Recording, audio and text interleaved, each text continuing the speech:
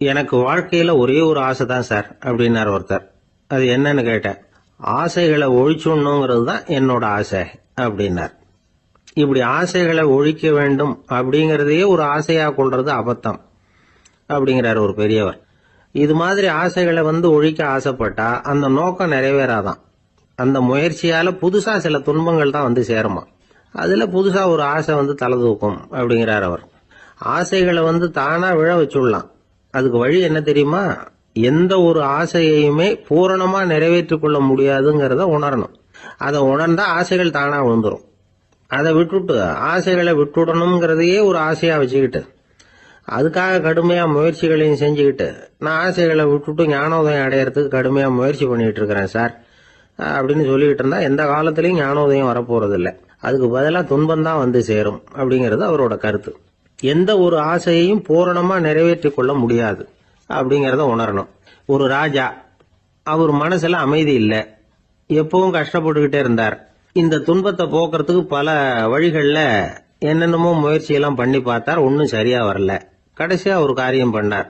அதாவது ஒரு வேதாந்தியை தேடிட்டு போனார். அவரை பார்த்து கேட்டார், ஐயா, என்னுடைய துன்பங்கள்ல இருந்து நான் விடுபடணும், அதுக்கு சுலபமா ஏதாவது ஒரு வழி இருந்தா சொல்லுங்களேன் அப்படின்னு கேட்டுக்கிட்டார். அதுக்கு அந்த வேதாந்தி சொன்னார், அதுக்கு ஒரு வழி சொல்றேன், அது மாதிரி செய்ய. அதாவது உன்னுடைய ராஜ்யத்துக்குள்ள போதுங்கிற மனசோட வாழுற ஒருத்தனை கண்டுபிடிக்கணும். அப்படி கண்டுபிடிச்சு அவனுடைய சட்டையை வாங்கி நீ போட்டுக்கணும். அப்படி போட்டுக்கிட்டா உன்னுடைய துன்பம் தீர்ந்துரும் அப்படின்னார். உடனே ராஜாவுக்கு ரொம்ப மகிழ்ச்சி. அரண்மனையில இருந்த அத்தனை பேரையும் ஆளுக்கு ஒரு பக்கமா அனுப்புனார். தேட சொன்னார். போதுங்கிற மனசுடைய ஒருத்தனை கண்டுபிடிச்சி கொண்டுகிட்டு வாங்க அப்படின்னார். எங்கெங்கயோ தேடி கடைசியா ஒரு ஆளை கண்டுபிடிச்சாங்க. அவன் போதுங்கிற மனசோட இருக்கிறவன் தான். ஆனா அவன்கிட்ட சட்டை எதுவும் இல்லை. இடையில கட்டி இருக்கிற துண்டே போதுங்கிற மனசோட அவன் வாழ்ந்துகிட்டு இருக்கிறான். சட்டை இருந்தாவில் ராஜா வாங்கி மாட்டிக்க முடியும். அந்த வேதாந்தி ஏன் அப்படி சொன்னாருங்கிறதுக்கான அர்த்தம் இப்பதான் ராஜாவுக்கு புரிஞ்சுதான். இதுவரைக்கும் சொன்னதெல்லாம் ஞான மார்க்கத்தை தேடிடுறவனுக்கான உள்ள தகவல். இப்ப இன்னைக்கு இளைஞர்கள் இதை கேட்டுட்டு நமக்கு ஆசையே வேணாம் அப்படின்னு முடிவு பண்ணிவிட்டா வாழ்க்கையில முன்னேறவே முடியாது. நம்முடைய முயற்சிக்கு ஆசைதான் தூண்டுகோ.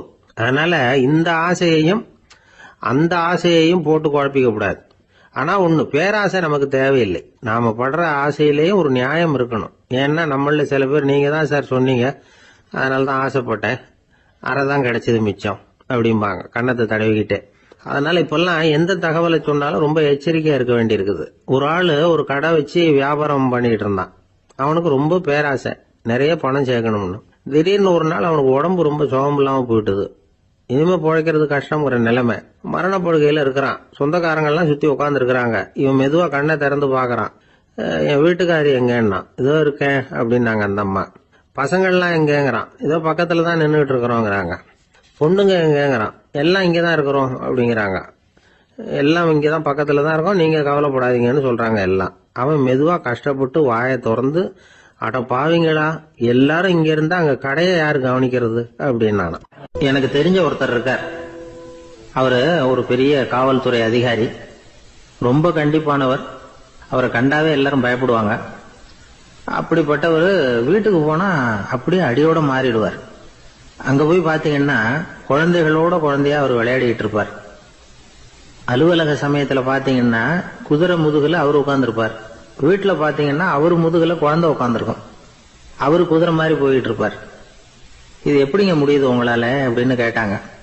அது ஒண்ணுமில்ல, இங்க வீட்டுக்கு வந்த உடனே என்னோட மனசை தனியா எடுத்து வச்சிருவேன் அப்படின்னார். அது என்னங்க உங்க சட்டப்பையிலையா இருக்குது மனசு, அது தனியா எடுத்து வைக்கிறதுக்கு அப்படின்னு கேட்டாங்க. அப்படி இல்லைங்க, இது ஒரு பயிற்சி, மனப்பயிற்சி, அவ்வளவுதான் அப்படின்னார்.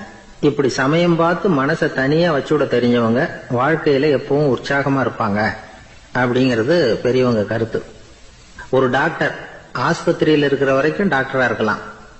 அவர் மனைவிகிட்டையும் அவர் டாக்டரா இருக்க வேண்டிய அவசியம் இல்லை.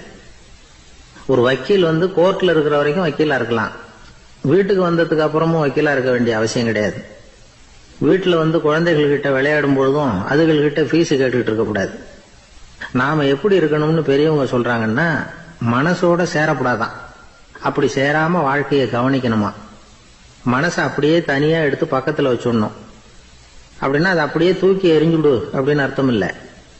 ஏன்னா மனசுங்கிறது நமக்கு உபயோகப்படக்கூடிய ஒண்ணுதான். எப்போ எப்போ அது தேவையோ அப்பப்போ எடுத்து உபயோகப்படுத்திக்கணும். தேவைப்படுறப்போ எடுத்து கண்ணாடியை மாட்டிக்கிறோம்ல, படிக்கும் பொழுது கண்ணாடி தேவைப்படுதோ எடுத்து மாட்டிக்கிறோம் இல்லையா, அது மாதிரி கணக்கு போடுறதுக்கு மனசு தேவை. கடைக்கு போய் ஒரு பொருள் வாங்குறோம், காசு கொடுக்குறோம், மீதி சில்லறை சரியா இருக்கா அப்படின்னு எண்ணி பார்த்து வாங்க வேண்டியிருக்கு. அந்த சமயத்தில் மனசை எடுத்து தனியாக வச்சுட்டேன் அப்படின்னு சொல்லிட்டு இருக்கக்கூடாது. பரீட்சைக்கு படிக்க வேண்டியிருக்குது, படிச்சதையெல்லாம் அப்படியே நினைவில் வச்சுக்க வேண்டியிருக்கு. அந்த சமயத்தில் மனசை தூக்கி எறிஞ்சுட்டேன் சார் அப்படின்னு சொல்லிட்டு இருக்கக்கூடாது. அப்படி சொன்னால் பரீட்சை நம்மளை தூக்கி எறிஞ்சிடும்.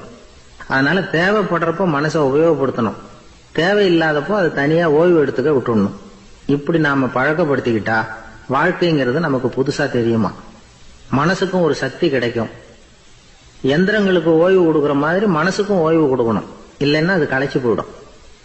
குழந்தைகள் மனசை சுமந்துகிட்டு இருக்கிறது இல்ல. இது முதியவர்கள் குழந்தைகள் கிட்டே இருந்து கத்துக்க வேண்டிய ஒரு பாடம். ஆனாலும் இந்த கால குழந்தைகள் கிட்ட ரொம்ப எச்சரிக்கையா இருக்க வேண்டியிருக்கு. ஒரு தாத்தாவும் பேரனும் விளையாடிக்கிட்டு இருக்கிறாங்க. தாத்தா, எனக்கு சைக்கிள் ஓட்ட கத்து விடு அப்படிங்கிறான் பேரன். சைக்கிள் உயரம் கூட இல்லை, அதுக்குள்ள சைக்கிள் ஓட்டணுமா அப்படின்னாரு தாத்தா. ஏன் தாத்தா, ரயில் ஓட்டுறாரு, அவர் என்ன ரயில் நீளமா இருக்கார் அப்படின்னு கேட்டானா. அசோக மன்னர் வந்துகிட்டு இருக்கார். அவருடைய ஆலோசகர்கள் எல்லாம் பக்கத்துல வந்துகிட்டு இருக்கிறாங்க. அந்த சமயத்துல எதிரில் ஒரு புத்த பிக்ஷு வர்றார்.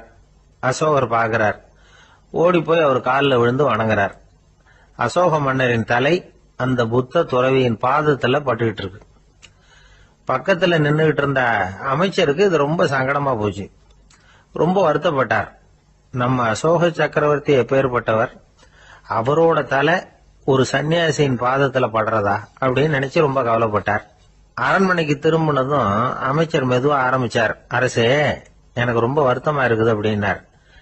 எதுக்குன்னார் மன்னர். அசோக சக்கரவர்த்தியின் தலை, அதாவது அந்த சிரம், ரொம்ப மதிப்புமிக்க ஒன்று. அது ஒரு சன்னியாசியின் காலில் படலாமா அப்படின்னார். அசோகர் பதில் சொல்லல, சிரிச்சார், போயிட்டார். அதுக்கப்புறம் ஒரு சரியான சந்தர்ப்பத்துக்காக காத்துக்கிட்டு இருந்தார். ஒரு நாள் அமைச்சரை கூப்பிட்டார்.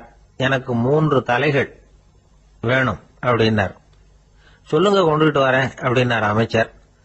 அசோகர் சொன்னார், முதல்ல எனக்கு தேவையானது ஒரு ஆட்டின் தலை, 2வது ஒரு புலியின் தலை, 3வது ஒரு மனிதனின் தலை. இதுதான் அசோகர் கேட்டது. எங்க இருந்தாலும் கொண்டு வாங்கன்னார். அமைச்சர் புறப்பட்டார். ஆட்டு தலை, புலி தலை கிடைச்சிட்டுது. அப்புறமா ஒரு சுடுகாட்டுக்கு போய் ஒரு மனித தலையும் சேகரம் பண்ணிட்டு ராஜா கிட்ட வந்துட்டார். அரசே, உங்கள் ஆணைப்படி 3 தலைகளையும் கொண்டு வந்திருக்கிறேன்னார். அசோகர் பார்த்தார். ரொம்ப நல்லது, இப்ப இது 3ஐயும் எடுத்துக்கிட்டு போய் சந்தையில வித்துட்டு வாங்க அப்படின்னார். அமைச்சர் அதுகளை எடுத்துக்கிட்டு சந்தைக்கு போனார். முதல்ல ஆட்டுத்தலை நல்ல விலைக்கு வித்து போச்சு. நல்ல விலை கொடுத்து வாங்கிட்டு போட்டாங்க. அடுத்தபடியா புலி தலைய ஒருத்தர் வாங்கிட்டார். அதை பாடம் பண்ணி வீட்டுல மாட்டி வைக்கலாமே அப்படின்னு நினைச்சு அதையும் வாங்கிட்டு போட்டார். மனித தலையை மட்டும் வாங்கறதுக்கு யாரும் முன் வரல. எல்லாரும் அதை பார்த்துட்டு விலகி போக ஆரம்பிச்சாங்க. அமைச்சர் திரும்பி வந்தார். அரசே, இந்த தலையை மட்டும் யாரும் வாங்க மாட்டேங்கிறாங்க அப்படின்னார். சரி, பரவாயில்ல, இதை இலவசமாவே எனாமாவே யாருக்கிட்டையாவது கொடுத்துட்டு வந்துருங்க அப்படின்னார். அமைச்சர் மறுபடியும் சந்தைக்கு போனார். இதை இலவசமா தரேன், இதை வாங்கிக்கோங்க அப்படின்னார். அப்பவும் அதை யாரும் வாங்கிக்கிறதுக்கு தயாரா இல்லை. மறுபடியும் திரும்பி மன்னர்கிட்ட விவரத்தை சொன்னார். இப்ப மன்னர் சொல்றார், அமைச்சரே, உயிர் இருக்கிற வரைக்கும் தான் இந்த தலைக்கு மதிப்பு. ஜீவன் போனதுக்கு அப்புறம் அதோட மதிப்பும் போயிடுது. அதனால மதிப்பு இருக்கும் பொழுதே பெரியவர்கள் பாதம் பணிந்து அந்த புனிதத்தை பெற்றுக்கொள்ளணும் அப்படின்னார். பணிவுங்கிறது வேற, அடிமைத்தனம்ங்கிறது வேற. பெரியவர்களை பணிவது நமக்கு பெருமை தரக்கூடிய விஷயம். இதை மனசுல வச்சுக்கிட்டு எப்போ காலில் விழணும், எப்போ காலில் விழக்கூடாது அப்படிங்கறத முடிவு பண்ணிக்கணும். ஒரு சாதாரண ஆள் நடந்து வந்துகிட்டு இருந்தார். எதிரில் வந்த ஒரு பெரிய மனுஷன் ஓடி போய் அவர் காலில் விழுந்து தன்னுடைய தலையை அவர் பாதத்துல கொண்டு போய் வச்சார். கொஞ்ச நேரம் கழிச்சு எழுந்திரிச்சு வந்துட்டார். வந்த பிறகு இவரை கேட்டேன், ஏன் திடீர்னு ஓடி போய் அந்த ஆளு காலில் விழுந்தீங்க அப்படின்னு. அவர் போட்டிருக்கிறது என்னோட காணாம போன செருப்பான்னு கண்டுபிடிக்கிறதுக்காக அப்படி விழுந்தேன் அப்படின்னு. ஜப்பான்ல உள்ள ஒரு புத்த விகாரை, அங்க ஒரு வயசான பௌத்த குரு தங்கி இருக்கிறார்.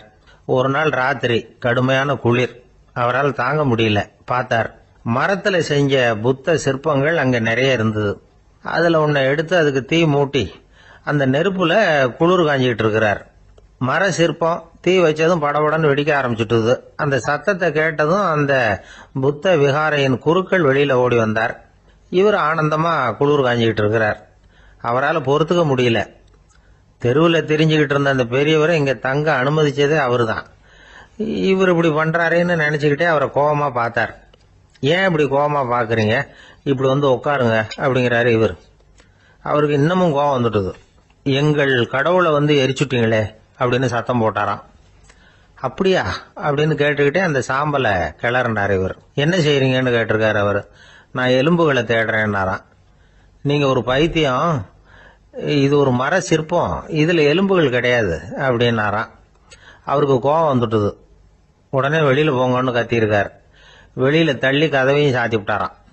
மறுநாள் காலையில கதவை திறந்து பார்த்தா அந்த வயசான பெரியவர் ஒரு மைல்கல் மேல சில காட்டு பூக்களை வச்சு புத்தம் சரணம் கச்சாமின்னு சொல்லிக்கிட்டே இருக்கிறார். இவருக்கு சந்தேகமா போட்டுது. கிட்ட போனார். என்ன செஞ்சுக்கிட்டு இருக்கீங்கன்னு கேட்டார். இது என்னுடைய காலை நேர பிரார்த்தனைனாராம். நிஜமாவே நீங்க ஒரு பைத்தியமா தான் இருக்கணும், ஏன்னா அது ஒரு மைல்கல் அப்படின்னாராம். இப்ப அந்த பெரியவர் சொன்னாராம், நீங்க ஒரு மரத்தை புத்தரா நினைக்கும் பொழுது நான் ஏன் ஒரு மைல்கல்ல புத்தரா நினைக்கக்கூடாது? நான் வந்து புத்தரை எரிக்கலாம், ஏன்னா அவரை நான் நேசிக்கிறேன். அந்த சிற்பம் வந்து மரத்தால் ஆனதுங்கிறது எனக்கு தெரியும். நான் ஒரு மைல்கல்ல தொழலாம், ஏன்னா அது எனது பூக்களை தாங்குது. நான் இந்த மைல்கல்லுக்குள்ள மறைஞ்சிருக்கிற புத்தரை பார்க்கிறேன். யாராவது ஒரு சிற்பி இதை சிலையாக்கினாதான் நீங்க புத்தரை பார்க்க முடியும். அன்னைக்கு ரொம்ப குளிரா இருந்தது. நான் எனக்குள்ள இருக்கிற புத்தரையும் பாதுகாக்கணும். உள்ளே இருக்கிற புத்தரை காப்பாத்துறதுக்காக வெளியில உள்ள புத்தரை எரிக்கலாம், அதுல ஒன்றும் தப்பு இல்லை. அது அவருடைய போதனையிலேயே இருக்கு. உனக்குள் ஜோதியாக இரு அப்படிங்கிறது அவருடைய போதனை. என்னுடைய புத்தர் வந்து குளிர்ல நடுங்கிட்டு இருந்தார். அந்த மர சிற்பங்கள் வெயில் மழையில உணர்ச்சி இல்லாம இருந்தது, அதனால அப்படி பண்ணினேன். ஆனா நீங்க என்ன பண்ணீங்க? நான் ஒரு மர புத்தரை எரிச்சதுக்காக உயிருள்ள புத்தரை வெளியில தள்ளி கதவை சாத்தினீங்க அப்படின்னாரா அந்த பெரியவர். உண்மையான பக்திங்கிறது இதுதான். அதாவது உனக்குள் ஜோதியாக இரு அப்படின்னு புத்தர் சொன்னார் இல்லையா, அது மாதிரி தனக்குள் ஜோதியாக இருக்கிற இந்த காலத்து ஆசாமிகள் நிறைய பேர் உண்டு. எப்பவும் போதையிலேயே இருக்கிறவங்க. ஒரு நாள் நடு ராத்திரி ஒரு மது கடையில ஒரு ஆள் அங்குள்ள சிப்பந்திகள் கிட்ட கேட்டுக்கிட்டு இருக்கிறான். மறுபடியும் இந்த கடை எப்போ திறப்பாங்கன்னு கேட்டானா. நாளைக்கு காலையில 8 மணிக்கு திறப்பாங்க அப்படின்னு ஆனா அங்க இருந்த ஆள். அவன் திருப்பி திருப்பி அதையே கேட்டுக்கிட்டு இருக்கான். இவனுக்கு பதில் சொல்லி சொல்லி அழுத்து போச்சு. அதான் சொல்றேன் ஐயா, நாளைக்கு காலையில வா அப்படின்னாங்களாம். அதுக்கு இவன், நான் வர்றதுக்காக கேட்கலையா, நேத்திக்கு வந்தவன் உள்ளேயே மாட்டிக்கிட்டேன், வெளியில போறதுக்காக கேட்டேன் அப்படின்னா. அவர் ஒரு பெரிய குடும்பத்துல பிறந்தவர். இருக்கிற சொத்துக்கள் எல்லாத்தையும் வாரி வழங்கி விட்டு காட்டுக்கு புறப்பட்டார் தவம் செய்யறதுக்காக. இருந்தது ஊராவும் கொடுத்துட்டார். இனிமே எதுவுமே இல்லை கொடுக்கறதுக்கு.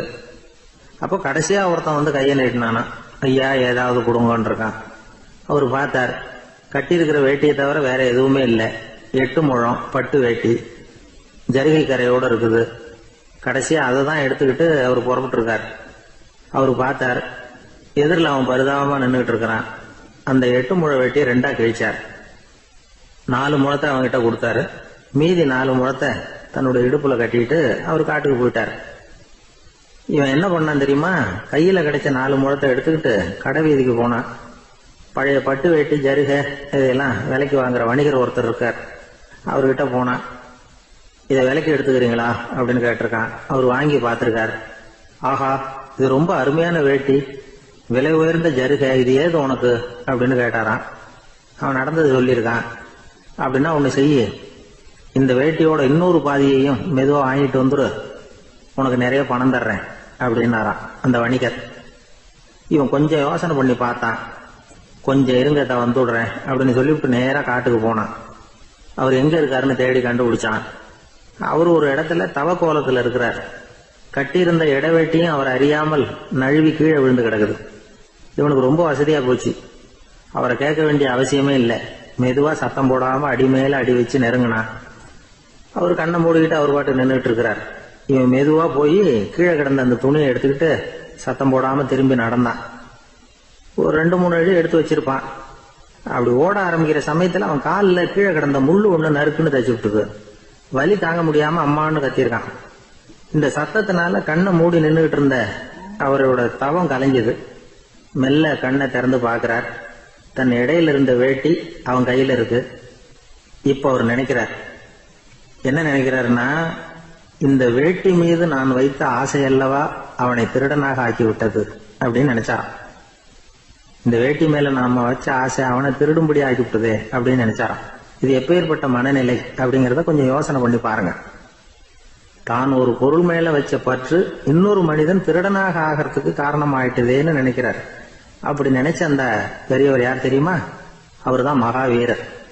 இழந்துட்டேங்கிறிய, நீ என்னத்தை கொண்டுகிட்டு வந்த எங்க இழந்துடுறதுக்கு? நீ என்னத்தை உண்டாக்குன இது அழிஞ்சுட்டுதுன்னு சொல்றதுக்கு? இதுதான் அவருடைய சிந்தனை. இன்றைக்கு நம்ம சிந்தனையெல்லாம் வேற மாதிரி இருக்குது. ஒருத்தன் நடுத்தருவில் உட்காந்து அழுதுகிட்டு இருந்தான். அந்த வழியா வந்தவர் ஒருத்தர், ஏன்பா அழறேன்னு கேட்டாராம். 5 ரூபா சார், இந்த இடத்துல விழுந்துட்டுது, ரொம்ப நேரமா தேடுறேன், கிடைக்காது போல இருக்கு அப்படின்னு சொல்லிவிட்டு அழறான். எப்போ தொலைஞ்சதுன்னு கேட்டாராம் அவரு. அது எனக்கு தெரியாது சார், பணத்தை தொலைச்சவன் தேடி பார்த்துட்டு போயிட்டான், நான் அவனுக்கு பின்னாடி தேட வந்தவன் அப்படின்னு நானா. இவன் ஒரு ரயில் வேகமா போயிட்டு இருக்கு. அது ஒரு ரயில்வே ஸ்டேஷன்ல கொஞ்ச நேரம் நின்னுது. அப்போ அதுல ஒரு ஆள் ஏறினார். தலையில ஒரு மூட்டையை வச்சிருந்தார். மூட்டையை தலையில சுமந்துகிட்டே உள்ள வந்தாரு. மூட்டையை தலையில சுமந்துகிட்டே ஒரு இடத்துல உட்கார்ந்தார். ரயில் மறுபடியும் புறப்பட்டது. இவர் தன் தலையில இருந்த மூட்டையை கீழே இறக்கி வைக்கணும்ல, வைக்கல, சுமந்துகிட்டே வர்றார். எதிரில் உட்கார்ந்துருந்தவர் கேட்டார், ஏங்க ஏன் இப்படியே உட்கார்ந்து இருக்கிறீங்க தலையில மூட்டையை வச்சுக்கிட்டு? மூட்டையை கீழே இறக்கி வைக்கலாமே அப்படின்னார். வேணாங்க, பாவம், தலையில இருக்கிற மூட்டையை இறக்கி ரயில்ல வச்சா ரயிலுக்கு பாரம் அதிகமா இருக்கும் அப்படின்னாரு அவரு. இப்படி ஒரு ஆளை பார்த்தா நமக்கு சிரிப்பு தான் வரும். ஏன்னா ரயிலுங்கிறது அந்த மூட்டையையும் சேர்த்து சுமந்துக்கிட்டு தான் போகுது. அவன் அந்த மூட்டையை தலையில வச்சிருந்தாலும் ஒண்ணுதான், தரையில வச்சிருந்தாலும் ஒண்ணுதான். அதனால ரயிலுக்கு எந்த மாற்றமும் ஏற்பட போறதில்லை. அதே மாதிரி தான் நம்ம மனமும். இதுவும் ஒரு தேவையில்லாத சுமை, அனாவசியமா சுமந்துகிட்டு இருக்கிறோம். இத கீழே இறக்கி வச்சுட்டா வாழ்க்கை பிரயாணம் சுகமா இருக்கும். ரயில் பிரயாணம் பண்ற அந்த ஆள் மூட்டையை சுமக்கிறான், வாழ்க்கை பிரயாணம் பண்ற நாம மனசை சுமக்கிறோம். இது ரெண்டுக்கும் எந்த வித்தியாசமும் இல்லை. மனசை கீழே இறக்கி வச்சுட்டா பாரம் இல்லாமல் வாழலாம், பறவைகள் மாதிரி பறக்கலாம், குழந்தைகள் மாதிரி கள்ளங்கபடம் இல்லாம வாழலாம். இந்த வெளி உலகத்துல நாம நிலை பெற்று இருக்கணும், வேரூன்றி இருக்கணும். அதே சமயம் நம்முடைய உள்வெளியில ஆன்மீக வாழ்க்கையில பாரம் இல்லாம இருக்கணும். அப்போ பறக்கணும், நதியை போல ஓடணும், மிதக்கணும், பயணம் சுகமா இருக்கும், களைப்பு தெரியாது, கவலை தெரியாது. ஒரு சீடன் போதி தர்மரை நாடி வந்தான். குருவே, நீங்கள் என்ன வெறுமையாக இருக்க சொன்னீங்க, நான் இப்ப மறுபடியும் வெறுமையானவன் ஆகிட்டேன், அதனால இப்ப என்ன செய்ய சொல்றீங்க என்ன அப்படின்னு சொல்லி நின்னான். உடனே அந்த குரு பக்கத்துல இருந்த ஒரு குச்சியை எடுத்து அவன் தலையில அடிச்சு, போய் அந்த வெற்றுத்தன்மையையும் வீசி எறிந்து விட்டு வா அப்படின்னார்.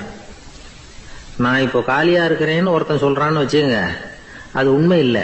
ஏன்னா இன்னமும் அதுல நான்கிற எண்ணம் இருக்குது. எந்த சிந்தனையும் இல்லாம இருக்கிறது கடினம் தான். ஆனாலும் மனிதன் அதுல உள்ள நுட்பத்தை புரிஞ்சுக்கிட்டான்னா இவ்வளவு தூரம் தூக்கி சுமந்துக்கிட்டு வந்த அந்த மனதின் முட்டாள்தனத்தை அவனே பார்த்துட்டு சிரிப்பான். இதுதான் பெரியவங்க சொல்லியிருக்கிற ஆலோசனை. நம்மால் ஒருத்தன் தலையில ஒரு பெரிய மூங்கில் கூடையோட ரயில்ல உட்கார்ந்தான். கூடை தலையில இருந்தது, கீழே இறக்கி வைக்கல. எதிரில் இருந்தவர் கேட்டார், ஏங்க எதுக்காக அதை அனாவசியமா சுமந்துகிட்டே இருக்கீங்க, கீழே இறக்கி வைங்களேன்னார். இல்லைங்க, நான் வீட்டை விட்டு புறப்படும் பொழுதே என் பையன் சொல்லிவிட்டான் கூடைய தலையை விட்டு இறக்கப்படாதுன்னு அப்படின்னார். அவன் சின்ன பையன், விவரம் இல்லாம சொல்லியிருப்பான். இப்ப என்ன நேரில் வந்தா பாத்துக்கிட்டு இருக்கிறான், நீங்க இறக்கி வைங்கன்னார் அவர். அவன் நேரில் பாத்துக்கிட்டு இல்ல, இருந்தாலும் நான் இந்த கூடையை கீழே இறக்கி வச்சா அது அவனுக்கு தெரிஞ்சிரும் அப்படின்னாரு இவரு. அது எப்படின்னாரு அவர். அவன் தனக்கு டிக்கெட் வாங்க வேணாம்னு சொல்லி இப்ப இந்த கூடைக்குள்ளதான் உட்கார்ந்துருக்கிறான் அப்படின்னு. ஒரு ஏரி ஓரமா 2 பசங்க நடந்து போயிட்டு இருக்கிறாங்க. அதுல ஒருத்தன் பணக்கார வீட்டு பையன், இன்னொருத்தன் ஏழை.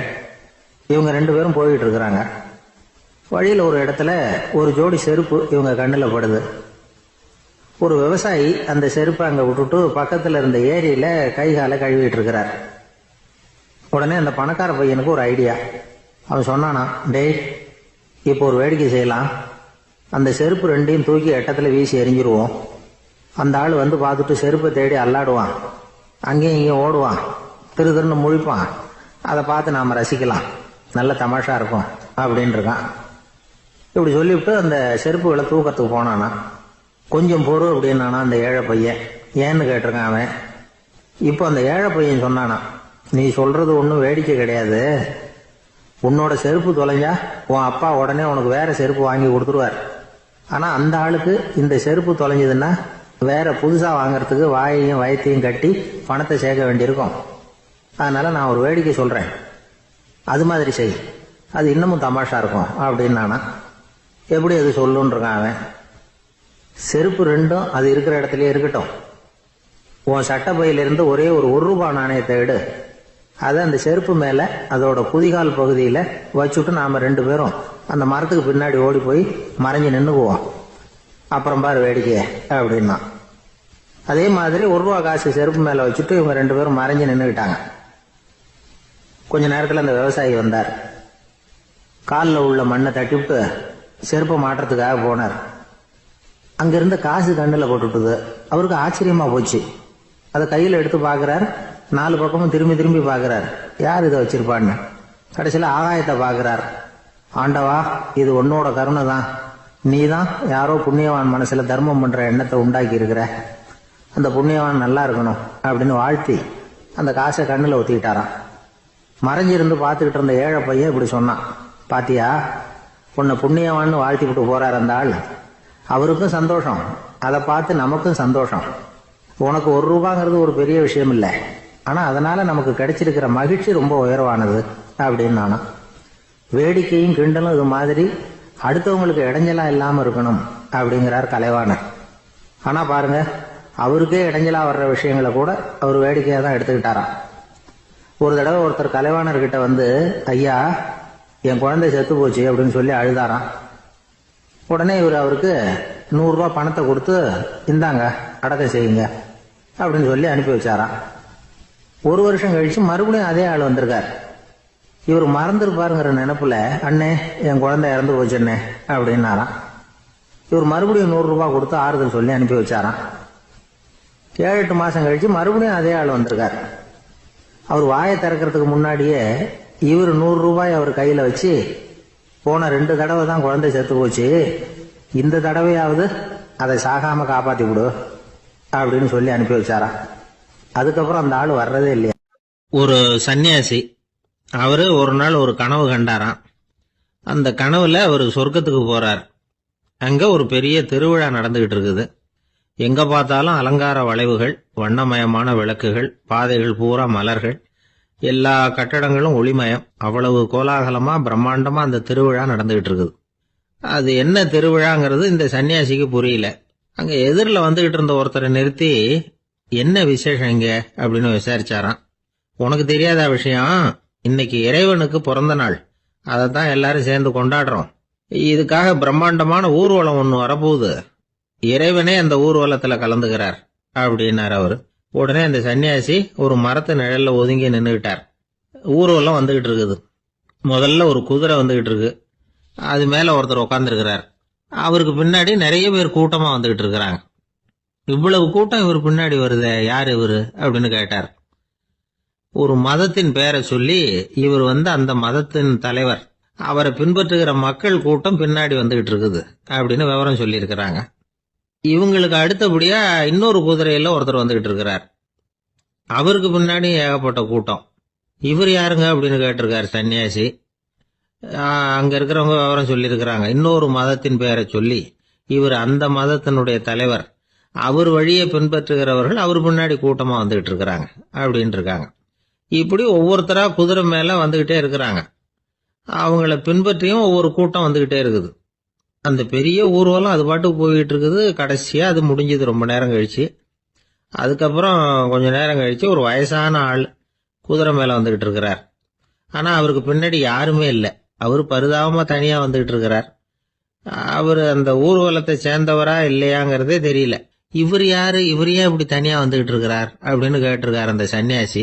என்னது இப்படி கேக்குறீங்க, இவர் தான் கடவுள், இவருக்காக தான் இன்னைக்கு இந்த ஊர்வலமே நடக்குது, இவருக்கு தான் இன்னைக்கு பிறந்த நாள், முன்னாடி போற ஊர்வலம் பூரா இவருடைய பிறந்த நாளை கொண்டாடுறதுக்காகத்தான் அப்படின்னு இருக்காங்க.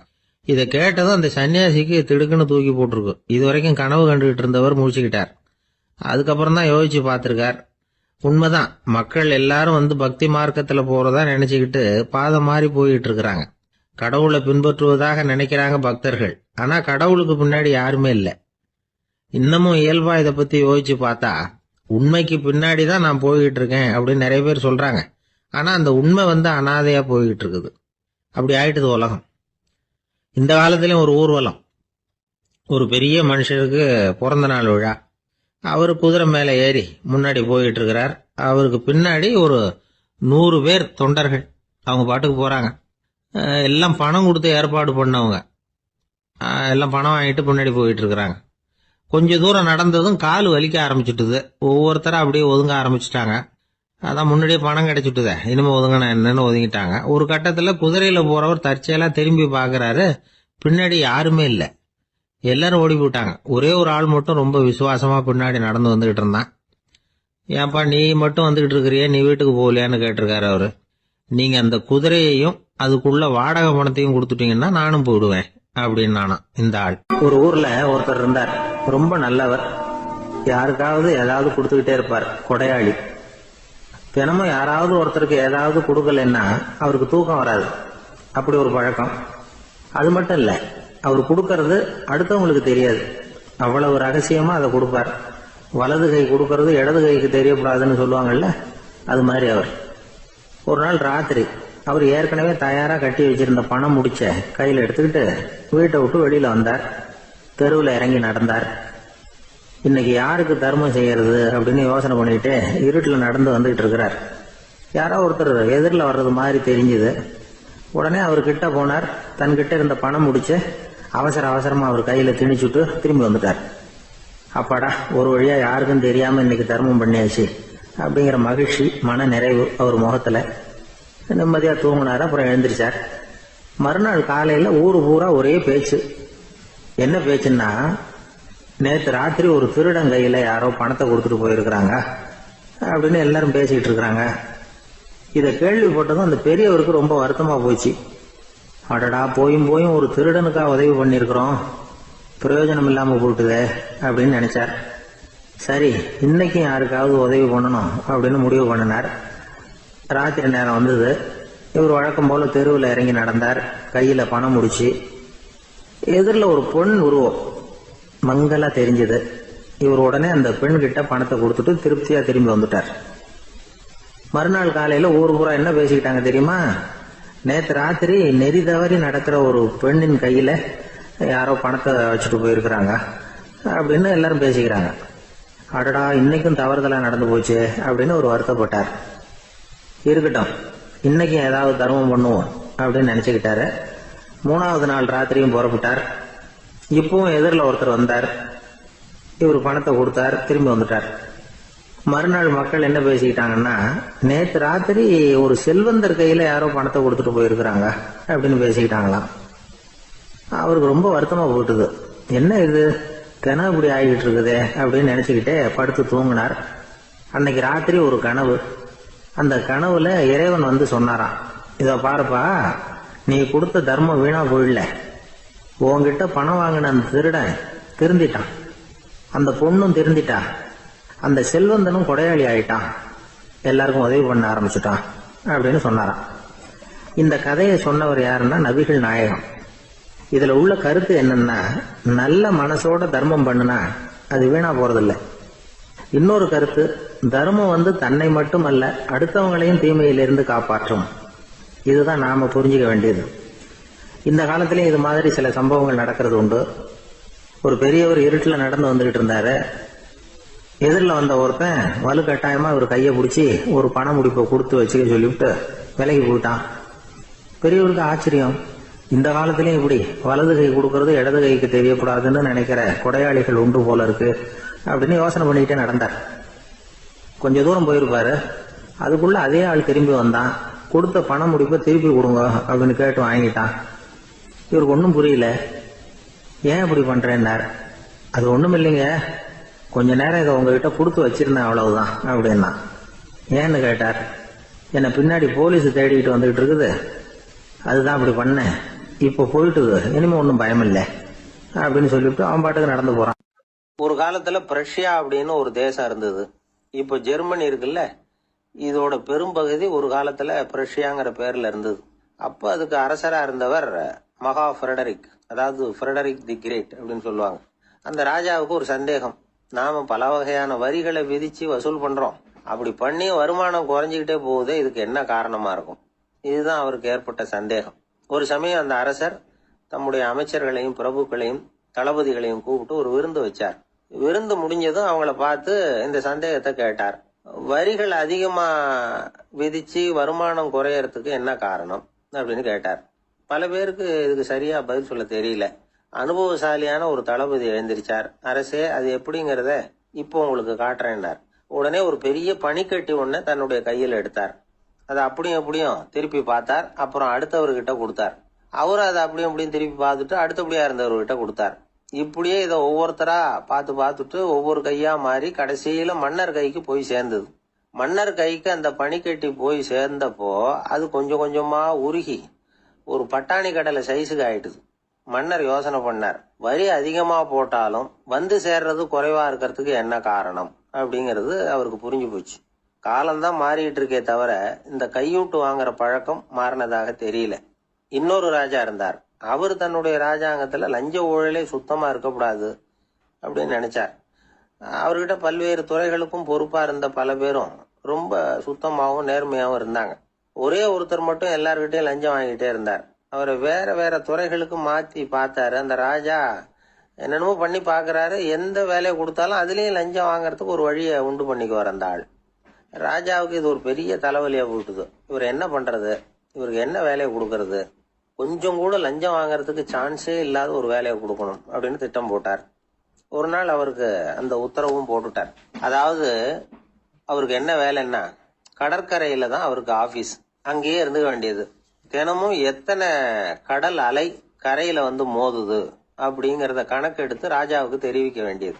இதுதான் அவருக்கு வேலை. பேசாம அலையை எண்ணிட்டு உட்காந்துருக்கிட்டோம், அப்போவாவது அவர் லஞ்சம் வாங்குற சந்தர்ப்பம் இல்லாம போயிடும் அவருக்கு அப்படின்னு நினைச்சார் ராஜா. இந்த ஆளு கடற்கரைக்கு போய் டியூட்டில ஜாயின் பண்ணிட்டார்.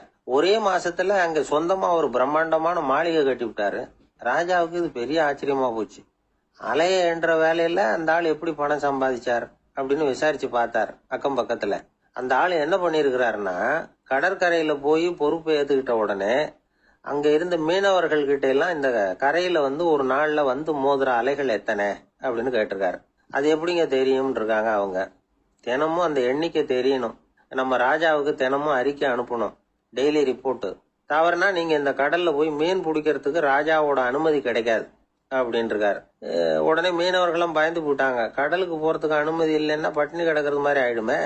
மெதுவா அந்த ஆளுகிட்ட போனாங்க. காதோட காதா சொன்னாங்க, ஐயா, எங்களால வந்து கடல் அலைய வந்து எண்ண முடியாது. தினமும் எங்களால முடிஞ்சதை உங்களுக்கு பணமா கொடுத்துடுறோம். நீங்க தான் ராஜா கிட்ட சிபாரிசு பண்ணி நாங்க தொடர்ந்து மீன் பிடிக்கிறதுக்கு அனுமதி வாங்கி கொடுக்கணும் அப்படின்னு வேண்டிக்கிட்டாங்க. பணம் தினமும் வந்து சேர ஆரம்பிச்சுட்டுது. பதவியில மத்த பதவியோட இந்த பதவி எவ்வளவோ மேல் அப்படின்னு நினைச்சுட்டான் அந்த ஆள். அது மட்டும் இல்ல, தயவு பண்ணி என்ன இந்த இடத்த விட்டு மாத்தி விடாதீங்க சார் அப்படின்னு வேற கேட்க ஆரம்பிச்சுட்டானா. ஒரு ஊர்ல ஒரு ஆள் இருந்தான். அவன் ஒரு நாள் கோயிலுக்கு போனான். கடவுள்கிட்ட வேண்டிக்கிட்டான், எனக்கு ஒரு 1,00,000 ரூபா நீ கொடுத்தா நான் உன் சன்னதியில ஒரு தேங்காய் உடைக்கிறேன் அப்படின்னு வேண்டிக்கிட்டான். கடவுள் பார்த்தார். உடனே அவன் கண் முன்னாடி தோன்றினார். இந்தா நீ கேட்ட 1,00,000 ரூபாய் அப்படின்னு சொல்லி அவன் கையில பணத்தை கொடுத்துட்டு மறைஞ்சிட்டார். இவனால நம்பவே முடியல. இவ்வளவு சுலபமா கிடைக்கும்னு தெரிஞ்சிருந்தா அனாவசியமா ஒரு தேங்காய் உடைக்கிறேன்னு வேண்டி இருக்க வேண்டியது இல்லையே அப்படின்னு நினைச்சான். இருந்தாலும் வேண்டுதலை நிறைவேற்ற வேண்டியது கடமை. அதுக்காக என்ன பண்ணா, பக்கத்துல ஒரு கடைக்கு போனான். ஒரு தேங்காயை கையில் எடுத்தான். இது என்ன விலைன்னு கேட்டான். 5 ரூபான்னார் கடையில் இருந்தவர். அதிகமா இருக்குதே விலைன்னா. அப்படின்னா ஒண்ணு செய்யுங்க, அடுத்த ஊருக்கு போங்க, அங்க தென்னந்தோப்பு அதிகம், அதனால அங்க இதை விட குறைஞ்ச விலைக்கு கிடைக்கும் அப்படின்னார். சரின்னு அடுத்த ஊருக்கு கிளம்புனான். அங்க போய் விசாரிச்சான். ஒரு தேங்காய் 3 ரூபாய் விலைன்னாங்க. இதுவும் அதிகமாக தெரியுதேன்னா, அப்படின்னா ஒன்று செய்ய, அதுவும் அந்த ஆற்று ஓரமாக ஒரு தென்னை மரம் இருக்கு பார், அதில் நீயே ஏறி பறிச்சுக்கோ, ஒரு தேங்காய்க்கு 1 ரூபா கொடுத்தா போதும் அப்படின்னார் அந்த தோப்புக்கு சொந்தக்காரரு. இவனுக்கு மரம் ஏற தெரியாது, இருந்தாலும் ஆசை யார விட்டுது, விலை சல்லிசா இருக்குதே. ஆற்று ஓரம் போனால் தட்டு தடுமாறி அந்த மரத்தில் ஏறினா அந்த தென்னை மரம் வளைஞ்சி ஆற்று பக்கம் போய் அப்புறம் நிமிர்ந்து இருந்தது. அதாவது மரத்தின் உச்சி சரியா ஆற்றுக்கு நடுவில் இருந்தது. ஆற்றுல வெள்ளம் கரபுரண்டு ஓடிக்கிட்டு இருக்கு. இவன் கடவுள் கொடுத்த 1 லட்சம் ரூபாயை மடியில் வச்சு இறுக்கி கட்டிக்கிட்டான். உச்சிக்கு போய் காய் பறிக்கிற சமயத்தில் காற்றும் மழையும் பலமாக கலந்து அடிக்க ஆரம்பிச்சுட்டுது. கால் வழுக்கி விட்டுட்டுது. இவன் சடார்னு ஒரு தென்னை மட்டையை பிடிச்சிக்கிட்டு தொங்க ஆரம்பிச்சிட்டான். கீழே பயங்கரமான வெள்ளம், மடியில் 1 லட்சம் ரூபா பணம், என்ன செய்யறதுன்னு தவிக்கிறான். இந்த சமயம் கரையில் ஒரு யானை பாகன் யானையை குளிப்பாட்டிக்கிட்டு இருக்கிறான். அது அவன் கண்ணில் பட்டது. ஐயா ஒரு உதவின்னு கத்துனான். அவன் என்ன செய்யணும்னு கேட்டான். உன் யானையை மெதுவாக இங்கே அழைச்சிட்டு வா, எனக்கு நேராக கீழே நிறுத்து, என் காலை பிடிச்சி மெதுவாக கீழே இறக்கி விட்டுரு, என் மடியில் இருக்கிற பணத்தில் உனக்கு 10,000 ரூபா தரேன் அப்படின்னா.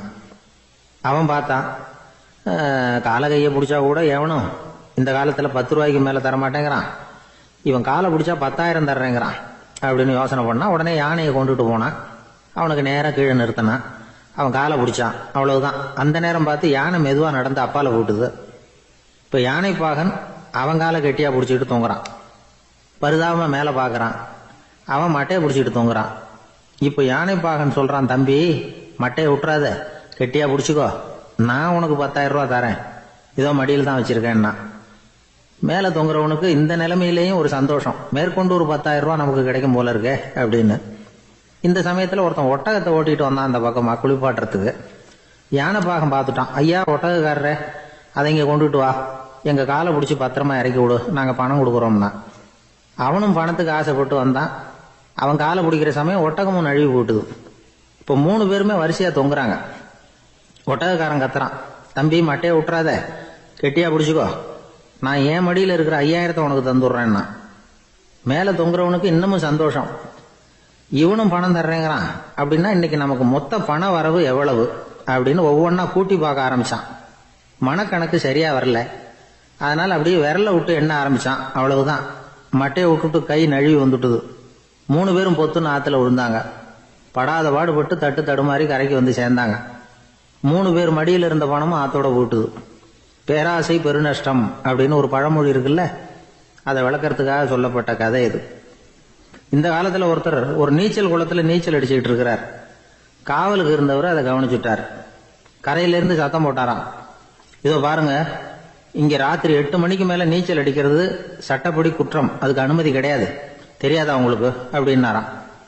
இதுக்கு அவரு, ஐயோ நான் நீச்சல் அடிக்க வந்தவன் இல்லைங்க, சும்மா சுற்றி பார்க்க வந்தவன், தடுமாறி குளத்தில் விழுந்துட்டேன், நீச்சல் தெரியாது, அதனால தத்தளிச்சுக்கிட்டு இருக்கிறேன் அப்படின்னு கத்துனாராம்.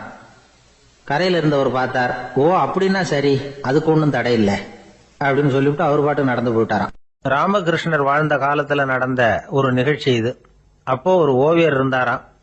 அவருக்கு ஒரு ஆசை, ராமகிருஷ்ணர் படத்தை வரையணும், அதை அவர்கிட்டயே கொண்டுட்டு போய் காட்டி அபிப்பிராயம் கேட்கணும். இதுதான் அந்த ஓவியரின் ஆசை. உடனே ராமகிருஷ்ணர் படத்தை வரைஞ்சி முடிச்சார். அதை எடுத்துக்கிட்டு போனார். இவர் போன சமயம் அங்கே ராமகிருஷ்ணர் சீடர்களோட உட்கார்ந்துருக்கிறார். விவேகானந்தர் அங்கே இருக்கிறார். இந்த ஓவியர் கொண்டுகிட்டு போய் தான் வரைந்த ஓவியத்தை அவர்கிட்ட காட்டினார்.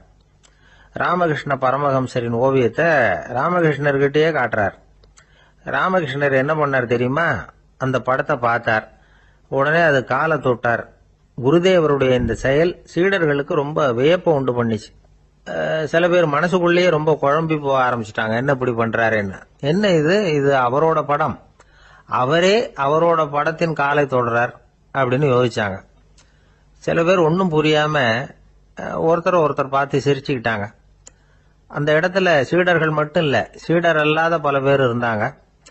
தன்னுடைய காலை தானே தொடர இவருடைய செயல் பற்றி என்ன நினைக்கிறது அப்படின்னு அவங்களும் குழம்பி போய் நிக்கிறாங்க. அந்த படத்தை வரைஞ்சி அவர்கிட்ட காட்டின அந்த ஓவியருக்கும் அதிர்ச்சி. இருந்தாலும் அவர் சீடர் கிடையாது, அதனால கொஞ்சம் துணிச்சலை வர வச்சுக்கிட்டு கேட்டார், என்னங்க இது, என்னால என்னுடைய கண்களையே நம்ப முடியல, இது உங்க சொந்த உருவப்படம், நீங்க உங்க சொந்த கால்களையே தொடுறீங்க, இது எங்களுக்கு கொஞ்சம் சங்கடமா இருக்குதே அப்படின்னார். ராமகிருஷ்ணரின் கண்கள்ல ஆனந்த கண்ணீர் வழிஞ்சுதான். அவர் சொன்னாராம், இது என்னோட படம்ங்கிறது எனக்கு தெரியும், ஆனா இது என்னோட படம்ங்கிறதுனால நான் இதோட காலை தொடல. நீ என்னுடைய சமாதி நிலைய இந்த படத்துல படம் பிடிச்சி காட்டியிருக்கிற, அதனால அதோட காலை தொடறேன். சமாதி நிலையில யார் இருந்தாலும், அது என்னுடைய படமா இருந்தாலும் சரி அல்லது வேற யாருடைய படமா இருந்தாலும் சரி, படம் யாருதுங்கிறது முக்கியம் இல்லை. இதுல எது முக்கியம்னா அது தன்னை உணர்ந்த ஒரு உணர்நிலையின் படம். அப்படி இருக்கிறப்போ அதோட காலை நான் தொடணும். அதுக்கு நீங்க எல்லாரும் ஏன் சங்கடப்படுறீங்கன்னு எனக்கு தெரியல அப்படின்னாராம். இப்பதான் அங்க இருந்து சீடர்களுக்கும் மற்றவங்களுக்கும் விவரம் புரிஞ்சுதான்.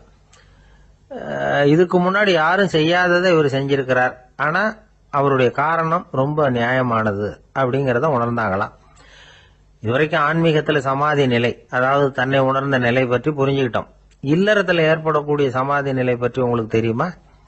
ஒரு அம்மா டாக்டர் கிட்ட வந்து சொன்னாங்களாம், டாக்டர், என் வீட்டுக்காரருக்கு உடம்புல ஏதோ கோளாறுன்னு நினைக்கிறேன். நான் எவ்வளவு நேரம் பேசினாலும் காதுல விழாதது மாதிரி உட்கார்ந்துருக்கிறார் அப்படின்னு ஆகலாம். அதுக்கு அந்த டாக்டர் சொன்னாராம், அம்மா, அது உடம்பு கோளாறு இல்ல, அது ஒரு பெரிய திறமை. ஒரு ஊர்ல ஒரு ஆள் இருந்தான், தையல் கடை வச்சிருந்தான். அவங்கிட்ட ஒருத்தன் ஒரு சட்டை துணி எடுத்து கொடுத்து தைக்க சொல்லியிருந்தான். வர்ற சனிக்கிழமை வா, வந்து வாங்கிட்டு போ அப்படின்னு அவன் சொல்லியிருந்தான். அதே மாதிரி இவன் வந்தான், அவன் தச்சு வச்சிருந்த சட்டையை கொடுத்தான். இவன் வாங்கி அங்கேயே போட்டு பார்த்தான். கை நீளம் ஒண்ணுக்கு ஒண்ணு வித்தியாசமா இருந்தது. வலது கை இடது பக்கத்தை விட நீளம் குறைச்சலா இருந்தது. அவன் முணுமுணுக்க ஆரம்பிச்சுட்டான், என்ன இது இப்படி தைச்சுட்டியேன்னு. இதுக்கு அவன் சொன்னான், ஐயோ, இதுக்காகவா சங்கடப்படுறீங்க?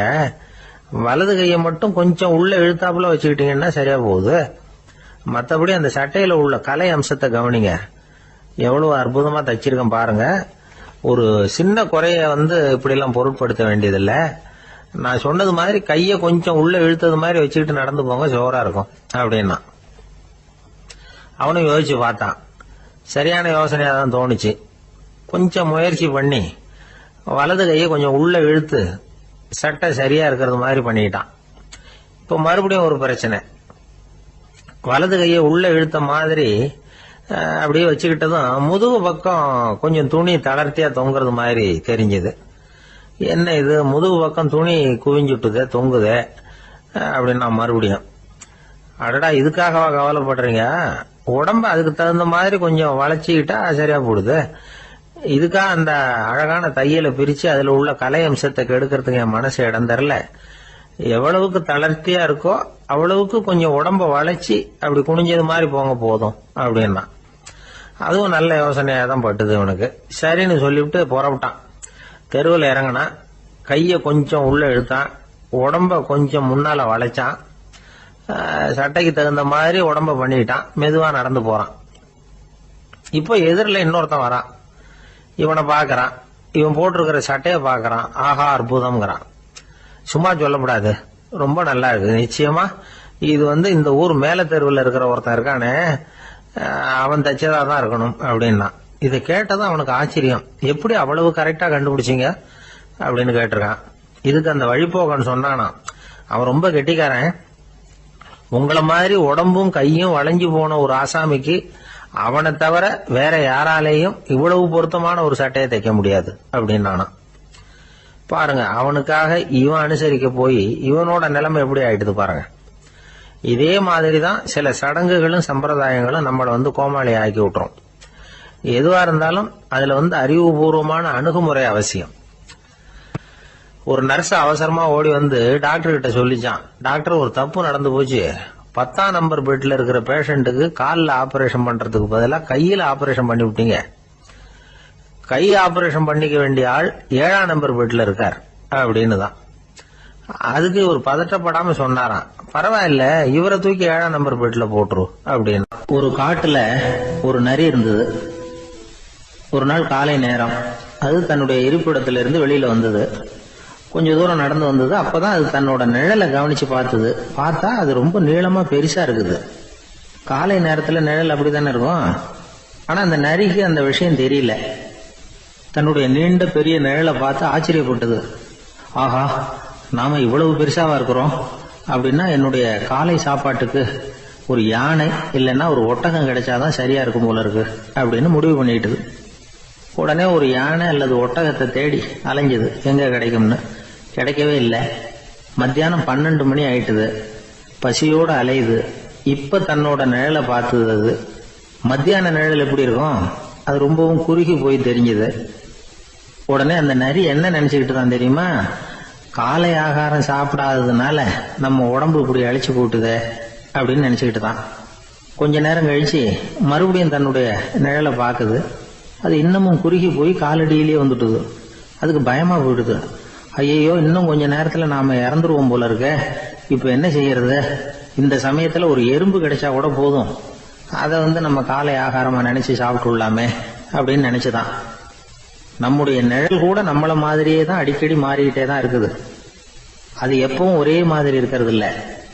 மனிதனுக்கு ஏற்படுகிற தன்முனைப்பு இருக்கு பாருங்க, ஈகோ, அது கூட ஒரு நிழல் மாதிரி தானா. அப்படி நினைக்க ஆரம்பிச்சுட்டா அதனால ஏதும் பிரச்சனை வராதான். தன்முனைப்பை நிழல் போலவே ஏற்றுக்கொள்ளுங்கள் அப்படிங்கிறது பெரியவங்க கருத்து. ஒரு காரியத்தை வெற்றிகரமா நல்ல விதமா செஞ்சு முடிக்கிறோம்னு வச்சுக்கோங்க, அந்த சமயத்துல ஒரு வித நுட்பமான தற்பெருமை நமக்குள்ள உண்டாகுது.